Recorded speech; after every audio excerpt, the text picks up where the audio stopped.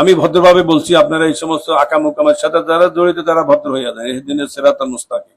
অভিযোগ পেলে তদন্ত বা তদন্ত সাপেক্ষে হয়ে পারে, মেবি যার সাথে সম্পৃক্ত তার বিরুদ্ধে আইনগত ব্যবস্থা নেবে, ডিপার্টমেন্টের অ্যাকশন হবে।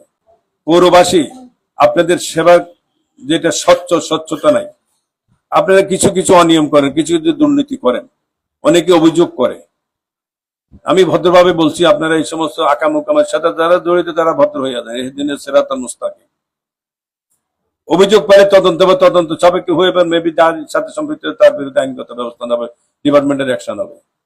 যেহেতু আমার নেতা তারেক রহমান 18 ঘন্টা 20 ঘন্টা পরিশ্রম করেন দেশের জন্য, মানুষের জন্য, কল্যাণের জন্য, আমরা পরিশ্রম করে থাকি। সকালের একটা ডিম খাই আর একটা আদা রুটি খাই আসছি, সেই আপনাদের এখানে আসি খাইছি। আমরা কষ্ট করতেছি দেশের জন্য।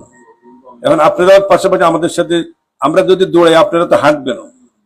কিন্তু সেখানে যদি পৌরবাসী যদি আপনার কাছে আসি, সেবার জন্য আসি, যদি সেখানে হয়রানির শিকার হয়, সেবার জন্য সেখানে অর্থকরীর লেনদেন হয়, তাহলে এটা দুঃখজনক।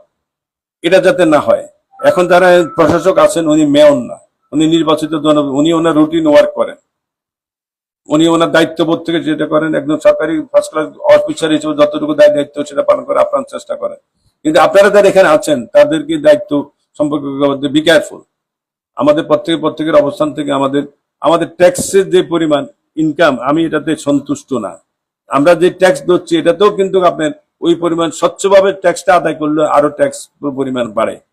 বা আমরা তো পৌরসভার লোক, কে কত টাকা ট্যাক্স হইতে পারে বা কত টাকা দেয়, আপনারা কত টাকা জমা দেন, এটা তো আমরা জানি।